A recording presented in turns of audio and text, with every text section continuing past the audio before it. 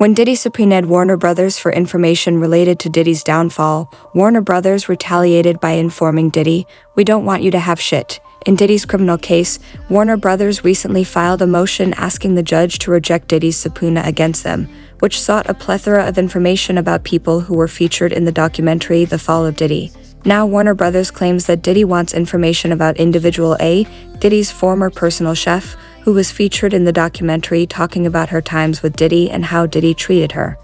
We know that A is Diddy's personal chef Jordan, who described her terrible experience working for Diddy and claimed that Diddy put hands on her and all of this information, in addition to working during the period when Cassie was with Diddy. Following the release of the video showing Diddy beating Cassie, she publicly stated on social media that it was all true and that Diddy had been doing this to Cassie for a long time. They also stated that the other person Diddy is seeking information on is individual B, Diddy's former romantic partner, who is featured in the documentary about the beginnings and course of her relationships with him, including one alleged essay. As we know, this section is about Diddy's ex-girlfriend Cat Passion, who talked about her and Diddy's long-term relationship and how Diddy allegedly assaulted her once as he did Tucci. Diddy's subpoena, if you go back and watch Jordan the Chef and Cat Passion, you'll see that both of them discussed how they kept journals and read them aloud about some of the things they were going through during their time with Diddy. Diddy also wanted records of any financial payments made to either individual A or individual B in connection with the documentary. Warner Brothers also stated that Diddy wanted all recordings of the interviews with individuals A and B created in connection with the documentary series, including all unaired outtakes. Diddy consented to drop the second and third requests in the subpoena, and Warner Brothers agreed to give Diddy a copy of the broadcast documentary. However, Diddy wasn't happy with this, and they continued to argue back and forth with Diddy because Diddy wanted the complete interviews that weren't in the TV documentary.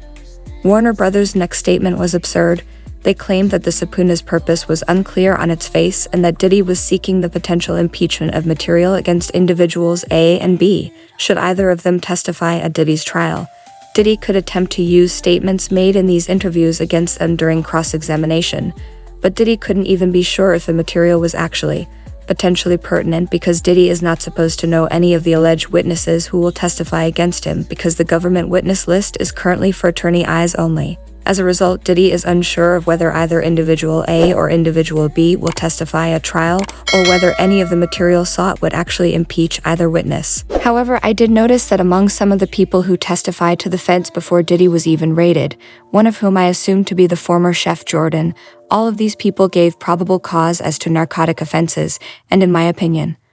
the most damning of the many individuals Diddy has to worry about in this documentary is his helper. We know Philip Hines, who testified before the grand jury against Diddy, and he is the same person who produced numerous receipts, voice memos from Diddy, text messages from Christina Korn about setting up these freak-offs, and pictures of items he would need to stock for these freak-offs. We also know that Philip Hines and Little Red Jones worked together during the Love album, and I thought it was fascinating that the Fed claimed that a witness had cooperated with the producer's statements that might have been Little Rod on a particular subject.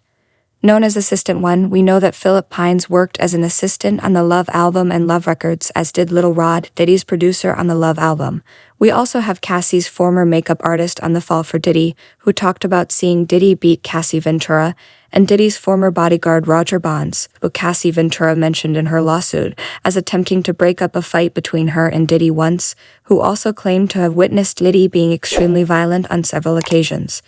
These are just a few of the accounts in the documentary The Fall for Diddy, which was one of the best documentaries I had ever seen on Diddy, and I always kept it close because I found it amusing that, as soon as I heard Diddy's assistant testify that he testified to the grand jury against Diddy, I thought that Diddy wouldn't sue this documentary. This was especially true after seeing all the receipts that Diddy laid out in that interview during the documentary, and the way that man claimed that it was his job to set up these freak-offs matched the words to a T in Diddy's indictment about those co-conspirators. However, as soon as I heard that man say that he testified to the grand jury against Diddy, I knew that he either had to give up information about Diddy or he would be listed as one of those potential co-conspirators.